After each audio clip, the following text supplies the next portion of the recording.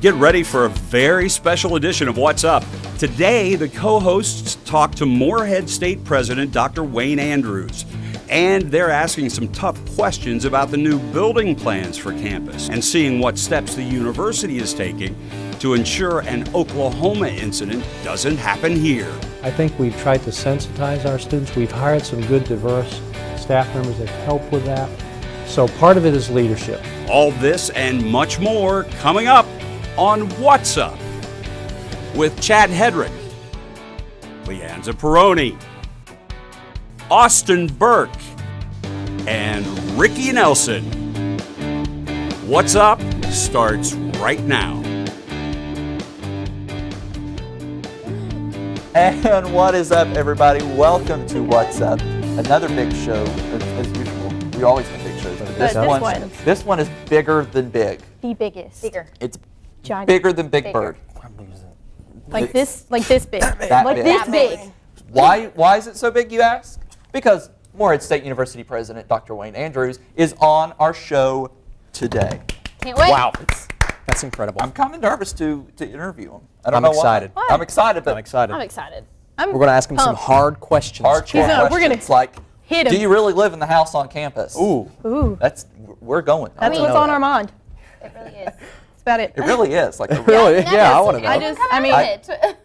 I haven't either. I really just want to be inside of it. I just want to. Do you think he'll give us a tour? Let's ask him.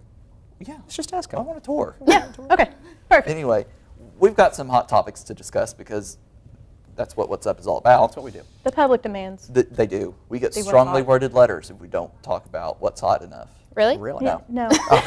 Well, Alrighty No. then. yes, my grandmother sends me an email saying you didn't talk about Justin Bieber enough for me. I love your grandmother. My I little don't- cousin She's awesome. tells me. My grandmother and Austin are You're like pals. BFFs. It's alarming. Anyway, Anyway, moving on to Monica Lewinsky. Ooh. That's a segue. Why? Also known as Bill Clinton's former lover. Ooh la la. She gave a powerful and important TED Talk titled The Price of Shame about cyberbullying. She talked about how even though her incident with President Clinton happened well before Twitter and Facebook and all those social medias even existed, she was still bullied online through articles that were posted, emails, and she talked for about 22 minutes about how social media is now used as a weapon, saying, quote, public humiliation as a blood sport has to stop. She said when this happened to her 17 years ago, there was no name for it. Obviously now it's called cyberbullying. Have we reached the point of no return, and now our lawmakers and our political leaders need to step up and say enough's enough? Here's the line between free speech, hate speech, or do you think that's even possible? I mean, I think with every new media that comes around, they have to draw the line Somewhere. Like they had to do it in newspapers and magazines, and now we have internet and social media and stuff, all that stuff. So they got to draw the line. Yeah. again. But I mean, I feel like they try to do that because they're like, if you feel like this post is offensive, report it. And I feel like they've already tried to do it, and I don't think it would do any good. Like, I don't think it would help. People would still find a way to do it. Like, people found a way to do it back in the day. Like, if you didn't like somebody, you'd prank call them, like, star 67, so you wouldn't The know good who it old days was. of star Is your 67. refrigerator running? Better go catch it. Like, it's been happening forever, and it's going to continue to happen no matter what type of media it's on. So, Unfortunately. yeah. So I don't think there's a point in trying to. They can try their best to limit it, but I don't know how they're going to Yeah. because Right. it just keeps going. I mean, no matter, the newest thing that comes out, like I do Vines, Yeah. I get a lot of hate speech on They're all from every me. video. Really? They're all Every from video. Chad. There's always half of them are from Chad, of but them. every video there's always a comment saying, I can't repeat what they say, Yeah, I but mean, people just are terrible. Yeah, terrible Be things. nice. Terrible Is things. it too hard to just be nice? Yeah, Be because that's- happy and nice. They're so insecure and so, ashamed probably of themselves. And Yeah. They don't feel like they are good enough or popular enough or whatever, so they have to bash other people who are succeeding, who are successful, who have a life goal and say, well, you're stupid, you're ugly, your tie doesn't match. Yeah, it does. You're good. It does. You're It good. matches. I mean, there's people out there like that, and I think it's sad, and I think a lot of it may be parenting. Thankfully, the four of us had Shake it parents off. who are on our cases about stuff. My mother, Oh, yeah. Oh, yeah. When my mother still to this day is like, get that tweet off there. My You mom sound still has stupid." my Twitter and Instagram password, so she knows what I'm doing. So. Speaking of Twitter and people who are bullied, Bieber. How did I know you Bieber's were going to say back. that, Chad? Do we He- have a show that- without Bieber? That, Can we for a have while a show we without did. Bieber? We went all We season can't have a last show season without without Bieber. him. Bieber just can't catch a break, the poor kid. The man whose house was egged by Bieber is now demanding $1 million. What? According to TMZ, Jeff Schwartz claims he is now known as, quote, the guy Bieber egged, and it has affected his reputation in car sales media software. Bieber already paid him $80,000 in egg damage. So do you think this guy has a case because he's now known? I would think that would help your business. Exactly. Exactly. Like, You should pay Bieber $1 million. Look at me, You I'm should- sticking up for oh Bieber. Did you no, just say what pay is what? happening? I mean, I can't even look at you there's- right now. There's no such like news is bad news. Like you're always getting the fame. So $1 million. Exactly. And I mean, come on. As long as they're talking about you, that's all that matters. It's like I don't feel like it caused $1 million damage to No. your house. Those No, are it some was $80,000 of damage. It's $1 eggs. million wonderful. of him because it's his reputation has been ruined. Oh. No, It's it been has egged. been. It's been I hate cracked. to say it, but You're fine. It's been it's scrambled. been scrambled. Chad, you and the puns. I stole that pun from Chad That just was now. real good. Just now stole it. I'm sorry. Well, I'm just full of egg jokes, I guess, for some They're reason. excellent. They are egg Oh, look We're at going to that. enjoy some egg puns, but when we come back, we have the president of Morehead State University, Dr. Wayne Andrews, on the Professional. other side of this break. Gotta get So, professional We now. got to get real. Don't go away. You don't want to miss this. It never gets old, huh? Nope. It kind of makes you wanna. Breaking the song? Yup. I love the sunset. I love Eagle Lake. I love the forest. I love when eagles play. I love the campus and all its lights and sounds. I love philosophy. And all its weird words. I love the music. And all its melodies. Boom diada, boom diada. Boom diada, boom diada. I love fraternities. I love sororities I love to draw things. and all the athletes. I love Morehead. It's such a pretty place.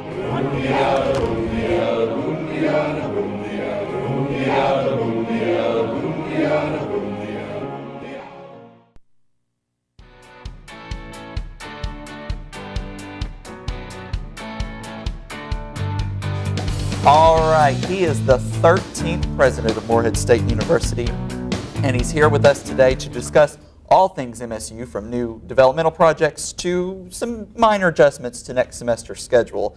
Making his first appearance on What's Up, I am honored to welcome to our program the president of Morehead State University, Dr. Wayne Andrews. Thank you so Well, much thank for you very being much. here. It is a such an pleasure honor. to be here. It's an honor for me to be here, especially with our best students. Oh, well, this just made my day. Just briefly, we're going to use this segment to let our viewers get to know you a little bit. What are some of your responsibilities as president of MSU? Well, the president is the chief executive officer of the university. So our governing board, which is the Board of Regents, it's a member. It's composed of 11 members, 8 of whom are appointed by the governor, 3 of whom are elected. Faculty Senate president, student government president, and staff regent. That's the governing board. But so they delegate to the president of the university really the duties and powers to run the place. So we're responsible. My team and myself are responsible to hire all of our employees, to administer personnel policies, to pay attention to the facilities, pay particular attention to the curriculum, the hiring, evaluating of staff, performance evaluations, pay raises. All the things that we do at the university come under the purview of the president. But a lot of that is delegated from me down to 4 vice presidents. So we have vice president of student life, university advancement, academic affairs, administration, and fiscal services. I didn't realize there were so many people Yeah. behind the Well, scenes. we're a large organization. We have an annual budget of $155 million, and so it's a big deal. Now, if you were not president of MSU, what would you be doing? Well, that's a really important question. And really, it is a question related to age and stage. So I guess if you'd asked me this 20 years ago, I'd answer differently. I think today what I'd be doing is building banjos and playing traditional music and working with people that have a lot less than I do to try to help improve lives. I'm pretty big on community service, probably spending some time with Habitat for Humanity, build some houses, going on spring break trips with students from the Student Baptist Association, the Methodist Student Association, doing something good for somebody else. Because I'm getting near the end of my career. I may be here several more years, but I'm not in the growth mode. I'm in the mode where we're trying to. You're at the top. We're at the pinnacle. So happy to be doing what I'm doing. All right. Okay. The number one question that we received that is on everyone's mind is, do you actually live in the house on campus that's across from ADUC? Do I have to answer? He pleads the fifth. Actually, I do live in the house. My wife, Sue, and I have lived there since 2005 when we joined the university. It's a really interesting home. It was built, the construction was started in 1927. Dr. Button was the president at the time. He never got to live in the house. He left as president before the house was finished. I think the first occupant was the second president in 1929. So it's been continuously occupied by presidents ever since. It's a fine old home. It's on the historic register of homes and properties, and a nice place to live. And we're there 7 days a week, 24/7. And I'm surprised you said you've never seen anybody coming and going out of that house. Never. And We must keep different. We must keep different hours. We're on this side of the campus, though, too. All the time. You must keep different hours, because I come out the front door most every morning on the way to work. Nice. So if someone were to go on your Twitter page, which is MSU_president, I believe, they'd see a ton of selfies. So we're going to show some of them now. But how did you get onto the Twitter and the selfie scene? Well, we have a group in University Advancement in Coma, which is our communications and marketing department. Jenny is the person that does social media for the university. And so she came to me about a year ago and she said, you really need to get involved in some of this. You ought to have a Facebook page, you ought to have a Twitter account.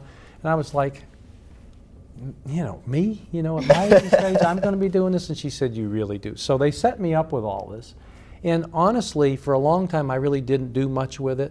But students brought me into it because I would go around, as you know, I like to be around students. So I go to the Alumni Tower and I have supper, or I go to ADUC and have lunch, or I go to ball games or concerts or whatever. And students come around, can we take a picture? Want to do a selfie? Sure. Well, when they started doing selfies, I thought, well, this isn't too hard. So then I said, well, how about, can I do a selfie? Well, sure you can. So I said, well, how do you do it? And so we take a picture, and then they kind of help me get into it.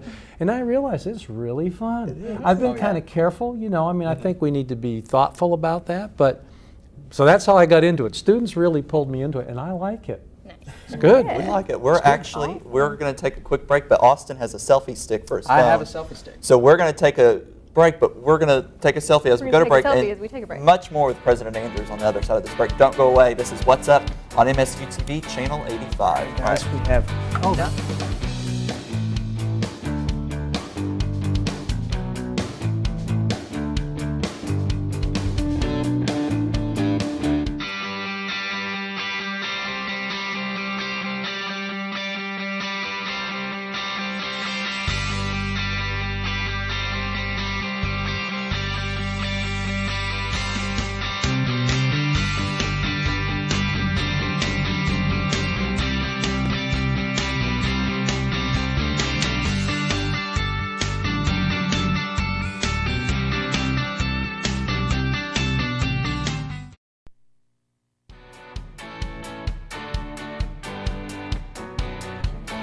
Welcome back. We're still here with President Andrews.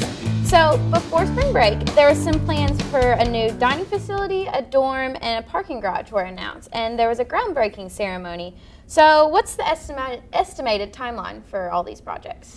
That's a great question. The timeline is we'll have students living in the new residence halls in the fall of 2016. The parking garage and food service should be open slightly before that, but in 2016. It's a pretty fast timeline. Mm-hmm. The reason we're doing all this is students have said to us in the various surveys that we've done over time that the 4 things that they'd like to see improved on our campus are residence halls, parking, food service, and information technology, IT infrastructure on campus, which is all the technology stuff. I'm told, and you can verify this, the average student today brings 8 devices to campus. Does that make sense? I mean, I guess that's a cell phone, an iPad, a computer, a game machine, I don't know. Oh yeah, I could. Yeah, I think yeah. I could see that. Yeah. Yeah. And of course, that takes a lot of bandwidth. So Oh, we're yeah. getting ready to invest in some major upgrades to technology. So that's what it's about. 600 beds, 550 of those beds will be built up around the alumni facility back against the hillside there in suite-style apartments. It's going to be really nice. Wow. Awesome. All right.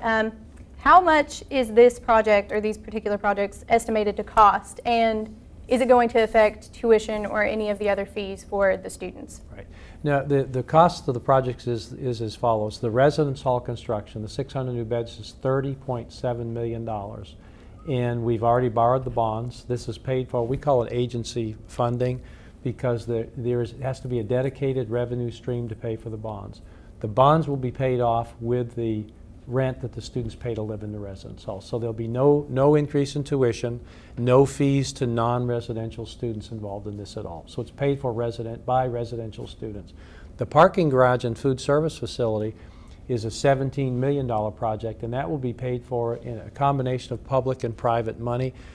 The private money is Aramark, our food service provider, is putting $10 million of cash into that project because they're a partner, and of course they benefit from this program as the students do, and then the university through its auxiliary services putting in the rest, from parking reserve funds, from institutional funds that were set back in auxiliary services for capital improvements and that type of thing. So there'll be no charges to the general student population. The people that are going to pay are the people that use the services. Can you tell us about the status of the Welcome Center project? Yes, in fact, there's a meeting going on right today where they're finalizing the floor plans of the facility, creating some architectural details of that. That facility we think will cost between $4 and $5 million. It'll be located at the entrance to the campus where the former Brass Eagle apartments were. There's now a parking lot there temporarily.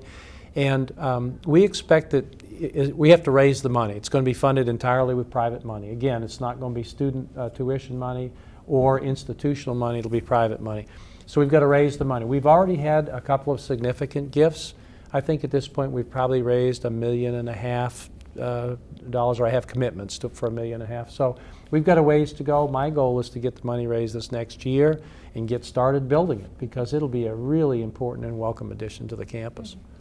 Now, going with that Welcome Center, a lot of students kind of criticize the plan to build the Welcome Center because they feel that's what ADUC is used for, and that area should be used for parking, which you said it temporarily is. What's your response to the misconception that ADUC is a Welcome Center and that the parking situation, you mentioned the parking garage?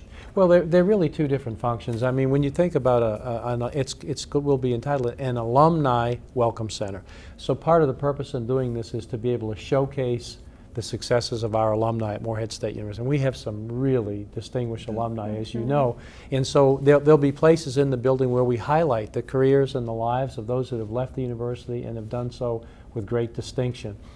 We thought, though, as part of the overall approach to this, since it's right at the entrance to the campus, it would be a good place for, when visitors come to campus, they need to get parking decals, they need to get directions and the like. That would be a good place to do that.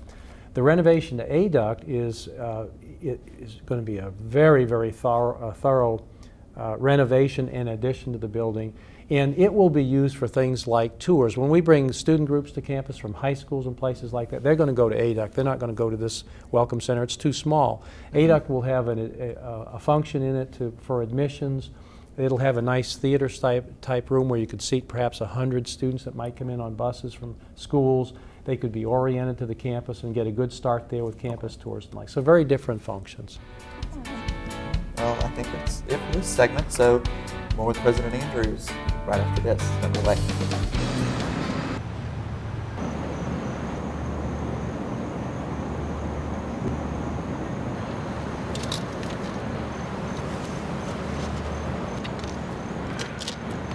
Lord, what fools these mortals be. Romeo, Romeo, wherefore art thou, Romeo? I have always depended on the kindness of strangers.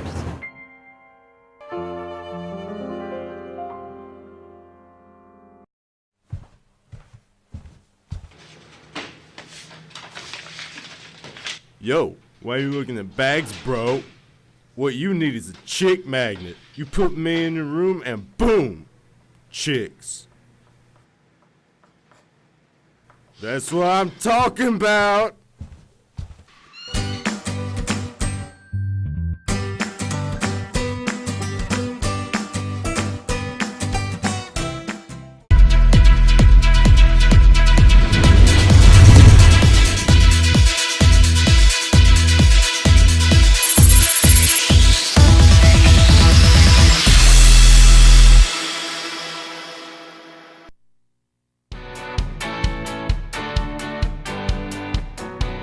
All right, guys, welcome back. We are here with President Andrews. It's lovely. And, okay, students are planning their classes and getting their schedules together and stuff, and we've noticed the time change for classes next semester. And we just wanted to know why you made that decision and how you think it's going to affect students. Yeah, one of the things we did this last year is we really studied the impact of scheduling on student success. That's really where we started, student success. We want to maximize student success. And we realized that some of the ways we schedule on campus are not helpful to students. It's not uncommon to hear a student say, I've got to come back an extra semester because I couldn't get this class or that class. So we have this interesting scheduling pattern, Monday, Wednesday, alternate Friday. And it's different than scheduling patterns anywhere else today. I mean, the norm today is Monday, Wednesday, Friday, Tuesday, Thursday. And in addition to that, the software tools available that would help us build schedules based on demand, so we could anticipate what students want, every one of them is built on a Monday, Wednesday, Friday, Tuesday, Thursday schedule. So after some serious analysis in the provost office, it was recommended we go away from the old pattern to the new. And our goal is to be able to provide the course schedule that will best meet the needs of our students. That's why we started, and that's where we're going. So you're going to see some changes to the schedule. You've already seen some of that for fall. But our intention was to improve things for you, and I think in the long run it'll do that. Yeah. Now, this one's a little hard.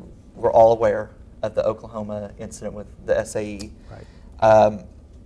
What steps are taken here on campus to make sure our fraternities, sororities, and other organizations on campus are following guidelines and aren't doing, saying, acting out in ridiculous ways that are looked down on and make the university look bad? You know, that's such an important question, because if you look across the landscape of higher education today, you see a lot of misbehavior, don't you? Mm-hmm. From Oklahoma to University of Virginia We've talked about it to here. Vanderbilt University. I mean, I'm appalled at how things have gone in our industry, and I'm saddened by that. Here at the university, we're a smaller university, obviously, so we know each other pretty well. We know our students well. We have an organization in student life called SAIL, which is the Student Association for Inclusion and Leadership. It's led by Ricardo. Ricardo is a person that is very familiar with the issues around race and race relations. I think we've tried to sensitize our students. We've hired some good, diverse staff members that help with that. So part of it is leadership. You know, Madonna Weathers does a nice job as the vice president there. They've got a team of people who understand what we should do. And then the key is to work with the student groups on a regular basis, fraternities and sororities, to make sure we're following the rules. All of the fraternities and sororities have a local a chapter advisor, somebody that is a previous member of the fraternity or sorority that provides advice. And then in the case of the NPHC, the African American groups, they often have alumni there. They tend to be out of town, but they provide advice and counsel as well. So staying on top of it, making sure we listen. If we have any kind of understanding that there's an incident brewing or something that's occurred, we get right into it. Thankfully, we haven't had that here. But you know what? You never say never. I think we have to be proactive, thoughtful, and careful, and make sure we listen and we watch to see if there's anything that's happening. Yeah. So we've had a lot of snow this winter, and I think 7 complete snow days, which is crazy for college. So can you explain the process that you have to go through to reach a decision when we have weather like this? Yeah, in fact, this is the most unusual year for me in my career in higher education, and I go back into the 70s.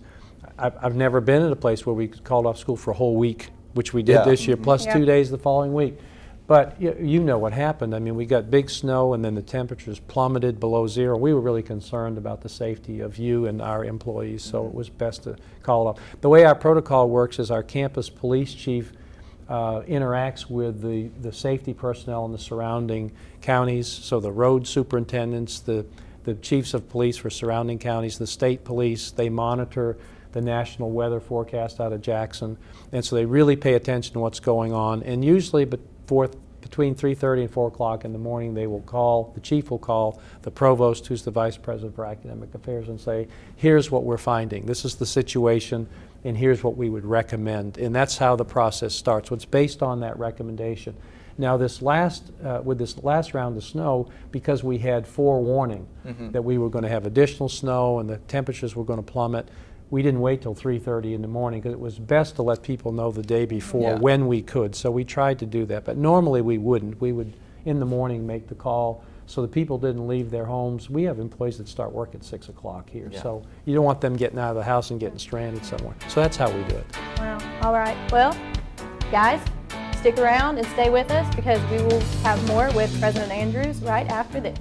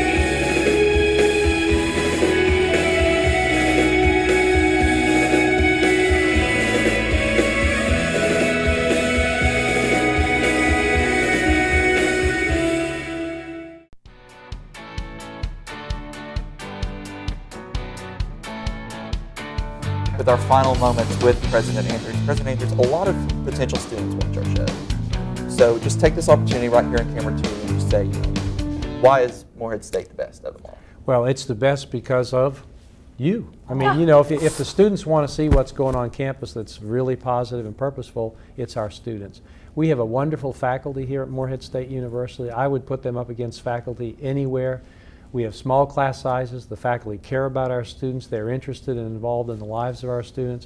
The kinds of experiences you can get at this place are wonderful. And so for me, first and foremost, it's about the faculty, the curriculum, and the place. Secondly, it's a really good, safe campus. It's not to say bad things couldn't happen here because they could happen anywhere, but it is a safe place. Check the campus crime statistics here, compare them to any place else. This is a great place. Third, we're a really good cost institution. Compare the price to go here versus anywhere else, and you're going to find the costs here are very reasonable. And we discount through scholarships and work programs and all those things to help make it affordable. And finally, isn't it a beautiful place to go to school? Huh? Isn't it beautiful? I love this campus. The environment here is absolutely lovely. And so I would invite parents and students to come, and especially to talk to you and other students and ask the questions. What's been great here? What have you enjoyed? What's been the best part of it? I think you sell the place probably better than I sell it. I think I'm a pretty good salesperson, but I think you're the best salespeople because you have an authentic experience here as students and you can share that. So please continue to do that. Yeah, of course. We try. We come to Morehead. It's Join us. the best. Join us. Crazy Join us. family. Team Awesome. Eagles with the rest of them. Go Eagles. I exactly. stayed an Eagle Yeah, her mascot was an eagle in high school. Is in that high right? school, yep. But we can't say enough to thank President Andrews for stopping by. I mean, it was such an honor to have you on our show. My pleasure. Thank you for having me. You remember, you can follow us on Facebook, Twitter, and Instagram. You're seeing those at the bottom of your screen. And remember, if you follow us, we have a great partnership with the University Bookstore, and you could win some cool prizes. Cool. So we always love to do that. Again, our thanks to President Andrews. We're back next week, same time, same place. But until then, always stop to listen to What's Up. Bye, guys. Thank you so much. You're welcome.